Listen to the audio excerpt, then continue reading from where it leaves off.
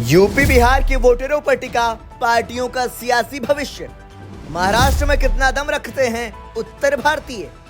सभी पार्टियों ने खेला उत्तर भारतीय कार्ड। महाराष्ट्र विधानसभा चुनाव की वोटिंग की तारीख जैसे जैसे नजदीक आ रही है, वैसे वैसे लड़ाई भी रोचक बनती जा रही है। ऐसे में महाविकास अघाड़ी और महायुति दोनों ही गठबंधन अपने अपने सियासी समीकरण को मजबूत करने में लगे हैं। दरअसल लोकसभा चुनाव में उत्तर भारतीय नेताओं को सभी दलों ने पूरी तरह से नजरअंदाज कर दिया था और एक भी टिकट नहीं दिया था, लेकिन विधानसभा चुनाव में भरपूर तवज्जो मिल रही है। आपको बता दें कि बीजेपी के अगुवाई वाले महायुति और कांग्रेस के अगुवाई वाले महाविकास अघाड़ी में शामिल घटक दलों ने उत्तर भारतीय को उम्मीदवार बना रखा है। मुंबई इलाके की सीटों पर सबसे ज्यादा उत्तर भारतीय किस्मत आजमा रहे हैं। तकरीबन 14 उत्तर भारतीय प्रत्याशी अलग अलग दलों से मुंबई की सीटों पर चुनाव लड़ रहे हैं, जिसमें से कुछ सीट पर मुकाबला भी उत्तर भारतीय बनाम उत्तर भारतीय के बीच है। इसी तरह से नवी मुंबई, मालेगांव, औरंगाबाद, भिवंडी जैसे इलाके की सीटों पर भी उत्तर भारतीय नेता चुनावी मैदान में ताल ठोक रहे हैं। बीजेपी से उतरे उत्तर भारतीय नेता। बीजेपी ने अपनी सबसे सुरक्षित सीट बोरीवली से संगठन में सक्रिय रहने वाले उत्तर भारतीय नेता संजय उपाध्याय को उतारा है। इनके सामने उद्धव ठाकरे ने शिवसेना यूबीटी से संजय भोसले को उतारा है। वहीं वसई विधानसभा से बीजेपी ने उत्तर भारतीय स्नेहा दुबे पंडित को उतारा है, जहां से कांग्रेस ने विजय पाटिल को उतार रखा है। कालीना विधानसभा सीट से बीजेपी ने आरपीआई अठावले कोटे से उत्तर भारतीय नेता अमरजीत सिंह को उतारा है। उनका सामना उद्धव सेना के वर्तमान विधायक संजय पोतनिस से है। ऐसे ही गोरेगांव सीट से बीजेपी ने विद्या ठाकुर को हैट्रिक मारने के लिए चुनावी मैदान में उतारा है, जहां से उद्धव ठाकरे की शिवसेना के दमदार उम्मीदवार समीर देसाई की चुनौती का सामना करना पड़ रहा है। शिंदे ने भी खेल रखा है सियासी दांव। बीजेपी के सहयोगी दल शिंदे सेना में दिंडोशी सीट से पूर्व सांसद और पार्टी के प्रमुख प्रवक्ता संजय निरुपम को उतारा है। उनके सामने उद्धव ठाकरे की शिवसेना के वर्तमान विधायक सुनील प्रभु हैं।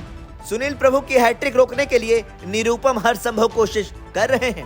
उत्तर भारतीय बहुल सीट होने के चलते संजय निरुपम मुख्य मुकाबले में नजर आ रहे हैं। वहीं बहुजन विकास अघाड़ी के हितेंद्र ठाकुर फिर से इसी वसई सीट से मैदान में हैं। इसके अलावा भी कई सीट पर प्रकाश अंबेडकर ने उत्तर भारतीय प्रत्याशी को उतार रखा है। कांग्रेस ने खेला उत्तर भारतीय कार्ड। महाविकास अघाड़ी गठबंधन की अगुवाई करने वाली कांग्रेस ने चारकोप विधानसभा सीट से उत्तर भारतीय नेता यशवंत जयप्रकाश सिंह को टिकट दिया है, जहां से उन्हें बीजेपी के विधायक उत्तर भारतीय नेता योगेश सागर से चुनौती मिल रही है। वहीं नाला सोपारा सीट पर कांग्रेस ने उत्तर भारतीय कार्ड खेलते हुए संदीप अमरनाथ पांडे को मौका दिया है। वहां से पांडे को बीजेपी के राजन नाइक और बहुजन विकास अघाड़ी के क्षितिज ठाकुर से चुनौती मिल रही है, जबकि कांग्रेस ने चांदीवली से पूर्व कैबिनेट मंत्री नसीम खान, मलाड पश्चिम सीट से विधायक असलम शेख को फिर से अवसर दिया है। आपको बता दें कि कांग्रेस के दोनों मुस्लिम प्रत्याशी उत्तर भारतीय हैं। इसके अलावा भिवंडी की दोनों ही सीटों पर उत्तर भारतीय नेता चुनाव लड़ रहे हैं। मालेगांव सीट पर ओवैसी और समाजवादी पार्टी ने उत्तर भारतीय को ही प्रत्याशी बना रखा है। अनुशक्ति नगर सीट से अजित पवार की एनसीपी ने सना मलिक को उतारा है, तो उनके सामने शरद पवार की पार्टी एनसीपी ने फाहद अहमद को उम्मीदवार बना रखा है। आपको बता दें कि दोनों ही एनसीपी गुट ने उत्तर भारतीय को टिकट दिया है। ऐसे ही मानखुर्द नगर विधानसभा से भी मुस्लिम उत्तर भारतीय बनाम मुस्लिम उत्तर भारतीय की टक्कर है। अनुशक्ति नगर से विधायक नवाब मलिक इस बार मानखुर्द शिवाजी सीट से एनसीपी के टिकट पर चुनावी मैदान में हैं, जहां से उन्हें अपने पुराने दोस्त और समाजवादी पार्टी के विधायक अबू आसिम आजमी से चुनौती मिल रही है। ऐसे ही अजीत पवार की एनसीपी ने बांद्रा पूर्व सीट से विधायक जिशान सिद्दीकी को मौका दिया है। उत्तर भारतीय वोटों की सियासी ताकत। उत्तर प्रदेश, बिहार, मध्य प्रदेश राज्यों समेत कई राज्यों से उत्तर भारतीय मुंबई में रहते हैं। अब इन उत्तर भारतीय वोटर पर सभी राजनीतिक दलों की नजर है।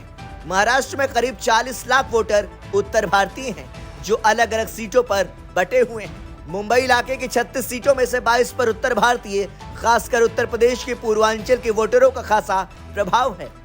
उत्तर प्रदेश और बिहार के करीब 18 लाख प्रवासी अब मुंबई के वोटर भी बन चुके हैं।